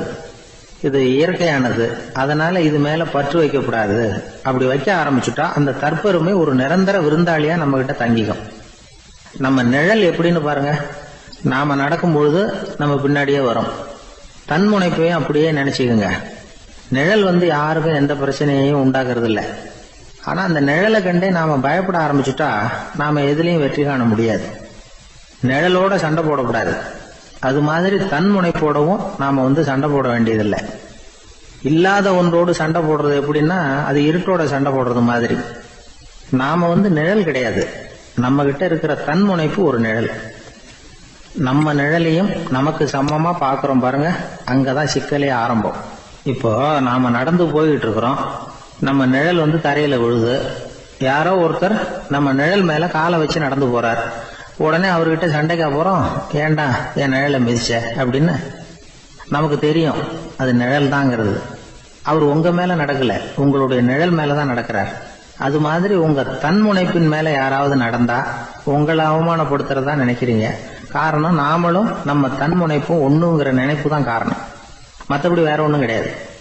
நம்ம நிழல் மேல நடக்கிறவர் நம்மளை காயப்படுத்துறது இல்லை. தன்முனைப்பு வேண்டாத ஒன்னாவும் பார்க்க வேண்டியதில்லை. அது இயற்கை. நிழலை உங்க முன்னாடி வைக்க வேணாம், அது உங்க பின்னாடியே இருக்கட்டும். நிழலின் நிழலாகி விடாதீர்கள், நீங்கள் நீங்களாகவே இருங்கள். இதுதான் சான்றோர் சிந்தனை. ஒரு பேருந்துல ஒரே நெரிசல். ஒருத்தர் பக்கத்துல நின்றுகிட்டு இருந்தவர்கிட்ட ரொம்ப பணிவா விசாரிச்சார், ஏன் சார் நீங்க ஏதாவது பெரிய உத்தியோகத்துல இருக்கிறீங்களா அப்படின்னார். அப்படிலாம் ஒண்ணும் இல்லைங்க என்னார் அவரு. அப்படின்னா வேற ஏதாவது அரசியல்ல பெரிய பதவியில் இருக்கிறீங்களா அப்படின்னு கேட்டார். அதுவும் இல்லைங்க என்னார். சரி, பணமாவது அதிகமா வச்சிருக்கீங்களா அப்படின்னு கேட்டார். அப்படிலாம் ஒண்ணும் கிடையாது சார்னார் அவரு. அப்புறம் எதுக்குடா என் காலை மிதிச்சுக்கிட்டு இருக்கிற, எடுறா காலை அப்படின்னாராம். ஒரு பெரிய நினைவு மண்டபம், அதுக்கு முன்னாடி ஒரு அப்பாவும் பிள்ளையும் நின்றுகிட்டு இருக்கிறாங்க. அந்த வழியா போறவங்க வர்றவங்க எல்லாம் அந்த இடத்துல நின்று அது என்ன மண்டபம் அப்படின்னு விசாரிக்க ஆரம்பிச்சாங்க. அந்த அப்பாவும் பிள்ளையும் தான் வர்றவங்களுக்கெல்லாம் விவரம் சொல்லிட்டு இருக்கிறாங்க. அதாவது இந்த இடத்துல ஒரு பெரிய மகான் சமாதி ஆயிருக்கார், அவர் சமாதியான இடத்துல இந்த நினைவு மண்டபத்தை கட்டியிருக்கிறோம் அப்படின்னாங்க. ஊரு பூரா இந்த செய்தி பரவிச்சு. நிறைய பேர் அந்த இடத்தை தேடி வர ஆரம்பிச்சாங்க. இங்க கொஞ்ச நேரம் உட்காந்துட்டு போனா மனசுக்கு ஒரு நிம்மதி கிடைக்குது அப்படின்னாங்க. அங்க இருந்த உண்டியல்ல நிறைய காசு போட்டுட்டு போறாங்க. பணம் கிடுகிடுன்னு நிறைய சேர ஆரம்பிச்சுட்டுது. பணம் நிறைய சேர்ந்த உடனே அந்த அப்பாவுக்கும் பிள்ளைக்கும் தகராறு வந்துட்டுது. பணம் சேர்ந்தாலே சொத்து தகராறு வரத்தானே செய்யும், அது மாதிரி வந்துட்டுது. பையன் அடிக்கடி நிறைய பணம் கேட்க ஆரம்பிச்சான். அப்பா பார்த்தார், யோசனை பண்ணார், ஒரு முடிவுக்கு வந்தார். ஒரு நாள் பையனை கூப்பிட்டார், இதை பாருப்பா, நமக்குள்ள தகராறு வேணாம். அப்பாவும் பிள்ளையும் இப்படி சண்டை போட்டுக்கிட்டா பாக்குறவங்க தப்பா நினைப்பாங்க. அதனால நமக்குள்ள சமரசமா இதை தீர்த்துக்குவோம், என்ன சொல்ற அப்படின்னார் அப்பா. சரின்னு நான் பையன். உடனே அந்த அப்பா என்ன பண்ணார் தெரியுமா, மகன் கிட்ட கொஞ்சம் பணத்தை கொடுத்தார், தன்கிட்ட இருந்த ஒரு கழுதையையும் கொடுத்தார். இதை வச்சு நீ பொழைச்சிக்கோ அப்படின்னு சொல்லி அனுப்பி வச்சுட்டார். மகன் அந்த கழுதையை எடுத்துக்கிட்டு அடுத்த ஊருக்கு போனான். வழியிலேயே அந்த கழுதை செத்து போச்சு. உடனே என்ன பண்ணலாம்னு யோசனை பண்ணான். ஒரு ஐடியா வந்தது. அந்த கழுதைய ஒரு சாலை ஓரமா புதைச்சான். கையில் இருந்த பணத்தை வச்சு அந்த இடத்துல ஒரு கல் மண்டபம் கட்டினான். அந்த வழியா 2 பேர் வந்தாங்க. இது என்ன மண்டபம்னு விசாரிச்சாங்க. இந்த இடத்துல ஒரு பெரிய மகான் சமாதி ஆயிருக்கிறார் அப்படின்னா. இந்த செய்தி ஊர் பூரா பரவ ஆரம்பிச்சுட்டுது. நிறைய பேர் வந்து போக ஆரம்பிச்சாங்க. இங்க வந்தா மனசுக்கு ஒரு பெரிய நிம்மதி கிடைக்குது அப்படின்னு வேற சொல்ல ஆரம்பிச்சாங்க. வர வர கூட்டம் அதிகமா வர ஆரம்பிச்சுட்டுது. உண்டியல்ல பணம் நிறைய சேர்ந்துட்டுது. நகையெல்லாம் கூட கழட்டி காணிக்கையா போட ஆரம்பிச்சுட்டாங்க. அப்பாவை விட மகன் பெரிய ஆளாயிட்டான். இதை கேள்விப்பட்டார் அப்பா. பையனை பார்த்துட்டு வரலாம்னு ஒரு நாள் புறப்பட்டு வந்தார். பையன் ஓஹோன்னு இருக்கிறான். பங்களா, காரு எல்லாம் வந்துட்டுது. எப்படிடா இந்த அளவுக்கு ஆனே அப்படின்னு விசாரிச்சார். அப்பா, எல்லாம் உங்க ஆசீர்வாதம் தான். நீங்க கொடுத்த மூலதனத்தை வச்சுதான் இவ்வளவும் சம்பாதிச்சேன் அப்படின்னு நான் பையன். அது எப்படிடான்னு விசாரிச்சார். அப்பா, நீங்க ஒரு கழுத குட்டியும் கொஞ்சம் பணமும் என்கிட்ட கொடுத்து அனுப்பி வச்சிங்க. அதை எடுத்துக்கிட்டு வந்தேன்.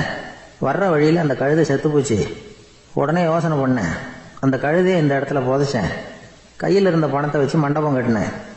மகான் ஒருத்தர் சமாதி ஆயிருக்கார் அப்படின்னு வதந்தியை கிளப்பி விட்டேன். ஜனங்கள்லாம் ஏமாந்து போய் காசை கொண்டாந்து போட ஆரம்பிச்சிட்டாங்க. நான் பொழைச்சிக்கிட்டு இருக்கிறேன் அப்படின்னா. இப்போதான்டா நீ என் புள்ள அப்படின்னு சொல்லி சந்தோஷப்பட்டாரான் அந்த அப்பா. ஏன் அப்படி சொல்றீங்கன்னு கேட்டிருக்கான் பையன். கழுத குட்டியை புதைச்சி மண்டபம் கட்டியிருக்கிற நீ, ஏற்கனவே நம்ம ஊர்ல நாம கட்டியிருக்கிறோமே மண்டபம், அது இந்த கழுதையோட அம்மாவை புதைச்ச இடம். மகான் சமாதி ஆயிருக்காருன்னு நானும் சும்மா கப்சா தான் விட்டுக்கிட்டு இருக்கேன் அப்படின்னாரான் அப்பா. முட்டாள் ஜனங்களை நினைச்சு அந்த 2 பேரும் சத்தம் போட்டு சிரிச்சாங்களாம். மனுஷன் ஏமாத்துறது ரொம்ப சுலபம். என் கூட படிச்ச ஒருத்தன் திடீர்னு ஒரு நாள் எல்லாருக்கும் அருள் வாக்கு சொல்ல ஆரம்பிச்சுட்டான். அவன் ஒரு ஆபீஸ்லயும் வேலை பார்க்கறான். ஆபீஸ்ல உள்ளவங்கெல்லாம் அவங்ககிட்ட வந்து அருள் வாக்கு கேட்கறது வழக்கம். ஒரு நாள் நான் முன்னாடி போய் உட்காந்து பேசிக்கிட்டு இருந்தேன். அப்போ அதே ஆபீஸ்ல வேலை பார்க்குற ஒருத்தர் அவங்ககிட்ட வந்து, சுவாமி, என் மேஜையில் வச்சிருந்த பேனா திடீர்னு காணாம போட்டுது, அது திரும்ப கிடைக்குமா எனக்கு அப்படின்னு கேட்டார். இவன் கண்ணை உருட்டி பார்த்துட்டு, அது உனக்கு கிடைக்காது, புதுசா வேற ஒன்று வாங்கிக்கப்போ அப்படின்னா. சரின்னு அவர் போயிட்டார். அவர் போனதுக்கு அப்புறம் நான் மெதுவா இவனை பார்த்து, அது எப்படிடா அது உனக்கு கிடைக்காதுன்னு அவ்வளவு உறுதியா அவர்கிட்ட சொன்னேன் அப்படின்னு கேட்டேன். இவன் மெதுவா என் காதுகிட்ட வந்து, அந்த பேனாவை கிளப்புனதே நான் தான் அப்படிங்கிறான். கடற்கரை ஓரமா ஒரு பெரியவர் கையால மணலை கீறிக்கிட்டே உட்காந்துருக்கிறார். என்னத்தையும் தேடிட்டு இருக்கிறது மாதிரி தெரிஞ்சது. மெதுவா கிட்டத்துல போய், என்னத்தை தேடிட்டு இருக்கிறீங்க அப்படின்னு கேட்டோம். அவரு சாவகாசமா நிமிர்ந்து பார்த்து, நிம்மதியை தேடிட்டு இருக்கிறேன்னார். நாங்க ஒரு மாதிரி ஆயிட்டோம். இருந்தாலும் சமாளிச்சுக்கிட்டு, சார், மணல்ல வந்து கிழிஞ்சல் தான் கிடைக்கும், நிம்மதி கிடைக்காது அப்படின்னோம். சரி, இன்னைக்கு வசமா நம்ம கிட்ட ஒரு ஆள் மாட்டிக்கிட்டார் அப்படின்னு நினைச்சு அவர் பக்கமா போய் உட்காந்துக்கிட்டு கதை சொல்ல ஆரம்பிச்சிட்டோம். ஒரு பெரிய மன்னர் இருந்தார். அவருக்கு எல்லா வசதியும் இருந்தது. இருந்தாலும் ஒரே ஒரு குறை. அது என்னன்னா நிம்மதி இல்லைங்கிற குறை. அரண்மனையில தினமும் கலை நிகழ்ச்சி, நாட்டியம் எல்லாம் நடந்துகிட்டு தான் இருந்தது. இருந்தாலும் நிம்மதி இல்லை.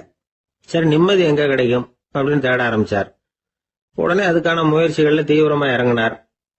நாட்டுல உள்ள தத்துவ மேதைகளை எல்லாம் கூப்பிட்டுட்டு வர சொன்னார். எல்லாரும் வந்து சேர்ந்தாங்க. அவங்கள பார்த்து, நிம்மதி எங்க இருக்குது அப்படின்னு விசாரிச்சார். அவங்களுக்கு அது தெரிஞ்சா ஏன் இப்படி ராஜா முன்னாடி வந்து நின்றுட்டு இருக்க போறாங்க? ராஜாவோட கேள்விக்கு ஒவ்வொருத்தரும் ஒவ்வொரு மாதிரி விளக்கம் கொடுக்க ஆரம்பிச்சிட்டாங்க. எந்த பதிலும் ராஜாவுக்கு திருப்தி அளிக்கக்கூடிய அளவுக்கு இல்ல. சரி, போயிட்டு வாங்கன்னு சொல்லி அவங்கள எல்லாம் அனுப்பி வச்சுட்டார். ஒரு நாள் அவர் மாளிகையில உப்பருகையில நின்றுட்டு இருக்கிறார். அந்த சமயத்துல தெருவுல ஒரு பிச்சைக்காரன் ரொம்ப உல்லாசமா பாட்டு பாடிக்கிட்டே போயிட்டு இருக்கிறான். குரல்ல ஒரு சந்தோஷம், நடையில ஒரு மிடுக்கு. அவன்கிட்ட கொஞ்சம் கூட கவலை இருக்கிறதா தெரியல. உடனே ராஜா அதை பார்த்தார். ஏவலாளிகளை வந்து கைதட்டி கூப்பிட்டார். உடனே ஓடி போய் அந்த பிச்சைக்காரனை இங்க அழைச்சிட்டு வாங்கன்னு உத்தரவு போட்டார். இவங்க உடனே ஓடி போய் அவனை கூப்பிட்டாங்க. அரண்மனைக்கு வாழ்ந்தாங்க. அவன் வரல. அரண்மனைக்குள்ள அடி எடுத்து வைக்க மாட்டேன்னு சொல்லிவிட்டான். ராஜா கிட்ட வந்து விஷயத்தை சொன்னாங்க. அவருக்கு ரொம்ப ஆச்சரியம், இப்படி ஒரு ஆள் இருக்கிறானா அப்படின்னு. சரி, அவன் என்னதான் சொல்றான் அப்படின்னு விசாரிச்சார். இவங்க மறுபடியும் தெருவுக்கு போய் கேட்டாங்க. என்ன பார்க்கணும்னா ராஜா விருப்பப்பட்டாருன்னா அவரை வேணும்னா இங்க வர சொல்லுங்க அப்படின்னு சொல்லிவிட்டான். அதை வந்து ராஜா கிட்ட சொன்னாங்க. அவருக்கு கோபம் வரல. இவ்வளவு சுதந்திர உணர்வோட இருக்கிறவன் சாதாரண ஆளா இருக்க முடியாது அப்படின்னு நினைச்சார். உடனே கிடுகிடுன்னு இறங்கி தெருவுக்கு வந்தார். பிச்சைக்காரங்கிட்ட போனார். நீ கவலைப்படாம சந்தோஷமா பாடிட்டு போறியே, அது எப்படி முடியுது உன்னால அப்படின்னு கேட்டார். ஏன் அப்படி கேக்குறீங்கன்னு அவன், அதுக்கு இல்ல, எனக்கு அரண்மனையில எவ்வளவோ சுகபோகங்கள்லாம் இருக்கு, இருந்தாலும் நிம்மதி இல்ல. இது ஏன்னு எனக்கு தெரியல. இந்த தேசத்துல உள்ள அறிஞர்களை எல்லாம் கூப்பிட்டு கேட்டு பார்த்துட்டேன், அவங்களுக்கும் தெரியல. உன்னை கேட்டா தெரியும்னு நினைச்சேன். அதனாலதான் சந்திக்கிறதுக்கு ஆசைப்பட்டேன். ஆனா நீ வரமாட்டேன்னு விட்டியே அப்படின்னார். பிச்சைக்காரன் கடகடன்னு சிரிக்க ஆரம்பிச்சுட்டான். மகிழ்ச்சிக்கும் உங்களுக்கும் தடையா இருக்கிறது இந்த மாளிகை தான். இதை விட்டுட்டு வெளியில வந்துட்டா நிம்மதி தேடிட்டு வந்துரும்னா. நான் அரசன், எனக்குன்னு கடமைகள் இருக்கு, அதையெல்லாம் விட்டுட்டு எப்படி வர முடியும்னார் ராஜா. ரெண்டும் ஒரே நேரத்துல கிடைக்கணுங்கிறது முடியாத காரியம். உங்க சுகபோகத்துக்கு விலையாதான் உங்க நிம்மதியை கொடுத்துக்கிட்டு இருக்கிறீங்க. என்ன பாருங்க, என்கிட்ட எதுவும் இல்ல, அதனால எதுவும் போயிடுமோங்கிற பயமும் இல்ல, நிம்மதியா இருக்கிறேன் அப்படின்னா அவன். ராஜா உடனே சந்தோஷப்பட்டு தன்னுடைய மேலங்கியை எடுத்து அவனுக்கு பரிசா கொடுத்தாரான். அவன் சிரிச்சுக்கிட்டே அதை வாங்க மாட்டேன்னு விட்டானான். இதை நீங்க எனக்கு கொடுக்கறதுனால எந்த பயனும் இல்ல, அதே நேரத்துல அதை வாங்கிட்டேன்னா அடுத்த வினாடியிலிருந்து அதை எப்படி காப்பாத்துறதுங்கிற கவலை எனக்கு வந்து சேர்ந்துரும். அப்புறம் தூக்கம் வராது, நிம்மதி போயிடும் அப்படின்னு சொல்லிவிட்டு அவன் பாட்டுக்கு சந்தோஷமா பாடிட்டே போயிட்டான். நிம்மதி எங்க இருக்குங்கிறதையும் ராஜா தெரிஞ்சுக்கிட்டார். அந்த இடத்துக்கு தன்னால போக முடியாதுங்கிறதையும் அவர் புரிஞ்சுக்கிட்டார். இப்படி இந்த கதைய அந்த கடற்கரையில மணலை கீறிக்கிட்டே உட்கார்ந்துருந்தார அந்த பெரியவர்கிட்ட சொல்லி முடிச்சோம். அவர் முகத்துல ஒரு தெளிவு தெரிஞ்சது. எங்களை நிமிர்ந்து பார்த்தார். ரொம்ப நன்றிங்க, இப்ப எனக்கு தெரிஞ்சு போச்சு. நிம்மதி வேணும்னா அதுக்கு என்ன பண்ணணும்னு இப்ப நல்லா புரிஞ்சுக்கிட்டேன் அப்படின்னார். என்ன புரிஞ்சுக்கிட்டீங்கன்னு கேட்டோம். இனிமே இந்த பக்கம் வந்தா உங்க கண்ணுல படாத இடமா பார்த்து உட்காரணும்னு புரிஞ்சுக்கிட்டேன் அப்படின்னார். நம்மள மாதிரி ஒரு ஆசாமி அவன் நம்மள மாதிரியே கற்பனை பண்ணான். அதாவது நாம தான் இந்த உலகத்துல ரொம்பவும் கஷ்டப்படுறோம், மத்தவங்க எல்லாம் சந்தோஷமா இருக்கிறாங்க அப்படின்னு அவன் நினைச்சுக்கிட்டான். அவன் ஒரு நாள் கடவுளை வேண்டிக்கிட்டானா, சுவாமி இந்த உலகத்துல எவ்வளவோ பேர் இருக்கிறாங்க, ஒவ்வொருத்தருக்கும் ஒவ்வொரு விதமான கஷ்டம் இருக்கலாம், ஒத்துக்கிறேன். இருந்தாலும் எனக்கு அது கொஞ்சம் அதிகமா இருக்கிறது மாதிரி தெரியுது. அதனால நீங்க எனக்காக ஒரு சின்ன உதவி செஞ்சா போதும். அது வேற ஒண்ணும் இல்ல, என்கிட்ட இருக்கிற துயரங்களை இன்னொருத்தர் யாருகிட்டயாவது கொடுத்துருங்க, அவர்கிட்ட இருக்கிற துயரங்களை என்கிட்ட மாத்தி கொடுத்துருங்க. ஒரு மியூச்சுவல் டிரான்ஸ்பர், அவ்வளவுதான். அப்படி பண்ணிவிட்டா போதும் அப்படின்னு வேண்டிக்கிட்டானான். அன்னைக்கு ராத்திரியே அவன் ஒரு கனவு கண்டிருக்கான். வானத்தில இருந்து ஒரு குரல் கேட்டிருக்கு. அது என்ன சொல்லிச்சு தெரியுமா? ஏ ஜனங்களே, எல்லாரும் அவங்க கஷ்டங்களை ஒரு பையில போட்டு எடுத்துக்குங்க. அப்படி எடுத்துக்கிட்டு நேரா இந்த ஊர் எல்லையில இருக்கிற கோயிலுக்கு வந்து சேருங்க அப்படின்னு அந்த குரல். ஆஹா, கடவுள் நம்ம பிரார்த்தனைக்கு செவி சாய்ச்சுட்டார் அப்படின்னு சந்தோஷப்பட்டான் இவன். உடனே என்ன பண்ணா, தன்கிட்ட இருந்த கஷ்டத்தையெல்லாம் ஒரு சாக்கு பையில போட்டு எடுத்துக்கிட்டான். வீட்டை விட்டு வெளியில வந்தான். தெருவுல இறங்கி நடக்கிறான். அங்க பார்த்தா ஏகப்பட்ட பேர் ஆளுக்கு ஒரு பைய தூக்கிக்கிட்டு கோயிலுக்கு போயிட்டு இருக்கிறாங்க. சில பேர் மூட்டையா கட்டி தலையில சுமந்துக்கிட்டு போயிட்டு இருக்கிறாங்க. இவன் பார்த்தான். இவனுக்கு ரொம்ப ஆச்சரியமா இருந்தது. ஏன்னா எல்லாரும் வச்சிருக்கிற பைய இவன் பைய விட பெருசா இருந்தது. இவன் பை தான் இருக்கிறதுலயே கொஞ்சம் சின்னதா தெரிஞ்சது. இப்ப அவன் மறுபடியும் சாமியை வேண்டிக்கிட்டான். கடவுளே, இப்ப உள்ள சூழ்நிலையை கவனிச்சா என்கிட்ட இருக்கிற பைய பரவாயில்லன்னு தோணுது. அதனால வேற பைய எதையும் மாத்த வேணாம், இதுவே பரவாயில்ல, இந்த பையோட திரும்பி வீட்டுக்கு போனா போதும்னு நினைக்கிறேன் அப்படின்னு ஏதோ நினைக்க ஆரம்பிச்சுட்டான் அவன். எல்லாரும் கோயிலுக்கு போய் சேர்ந்தாங்க. கோயில்ல அந்த குரல் மறுபடியும் கேட்டுது. எல்லாரும் அவங்கவுங்க பைகளை சோகத்துல தொங்க விடுங்க. திடீர்னு விளக்குகள் அணையும், மணி அடிக்கப்படும், அதுதான் அடையாளம். அந்த சமயத்துல இருட்டுல உங்களுக்கு வேண்டிய பைய நீங்க மாத்தி எடுத்துக்கலாம், தேர்ந்தெடுத்துக்கலாம். வெளிச்சம் இருக்கிறப்பவே உங்களுக்கு பிடிச்ச பைக்கு பக்கமா பார்த்து நீங்க நின்னுக்கலாம் அப்படின்னு சொல்லி விவரம் சொல்லிச்சான் அந்த குரல். அப்படி சொன்னதுக்கு அப்புறம் திடீர்னு விளக்கு அணைஞ்சுது, மணி அடிச்சுது. கொஞ்ச நேரம் கழிச்சு மறுபடியும் விளக்குகள்லாம் எரிஞ்சுது. இப்போ பார்த்தா எல்லாரும் அவங்கவுங்க பையையே கெட்டியா பிடிச்சிட்டு நிக்கிறாங்க. இவனும் அப்படியே நிக்கிறான். இவன் மெதுவா பக்கத்துல நிக்கிறவங்கிட்ட கேட்டானா, ஏன் நீங்க பைய கையிலேயே வச்சிருக்கிறீங்க, செவுத்துல மாட்டலையா அப்படின்னு கேட்டிருக்கான். இல்லப்பா, நீ ஏன் கையிலேயே வச்சிருக்கிறியோ அதே காரணத்துக்காக தான் நாங்களும் வச்சிருக்கிறோம். நம்ம கவலைகளை பத்தி நமக்கு ஓரளவுக்காவது தெரியும். ஆனா மத்தவங்க கவலைகள் நமக்கு பரிச்சயம் இல்லாதவை, பழக்கம் இல்லாதது. அதனால நமக்கு தெரிஞ்ச கவலைகளை சமாளிக்கிறது சுலபம். தெரியாததை சமாளிக்கணும்னா மறுபடியும் ஆரம்பத்தில இருந்து ஆரம்பிக்கணும். அதனால பழைய நண்பர்களோட வாழறதுதான் மேல் அப்படின்னு ஆனான். அதுக்கப்புறம் அவன் தன்னோட பைய போதும்னு வீட்டுக்கு திரும்பி வச்சானான். இது ஒரு பெரியவர் சொல்லி இருக்கிற கதை. அதனால நம்ம கிட்ட இருக்கிற கஷ்டங்கள் தான் பெருசு, அதை இன்னொருத்தங்கிட்ட கொடுத்துட்டு மாத்திக்கலாம் அப்படின்னு நினைக்கிறது தப்பு. இதே மாதிரி இன்னொரு சம்பவம். ஒரு ஊர்ல ஒரு நாள் ராத்திரி ஆகாயத்தில இருந்து கடவுள் குரல் கேக்குது. இந்த ஊர்ல இருக்கிற ஜனங்கள்லாம் கொஞ்சம் கவனிங்க, உங்களுக்கு ஒரு செய்தி. அதாவது இங்க இருக்கிற ஜனங்கள்லயே கொஞ்சம் கூட கவலையே இல்லாத ஆள் யாருன்னு எனக்கு தெரியணும். அதனால எல்லாரும் அவங்க கவலைகளை ஒரு பையில போட்டு எடுத்துக்கிட்டு கோயிலுக்கு வாங்க அப்படின்னாரு கடவுள்.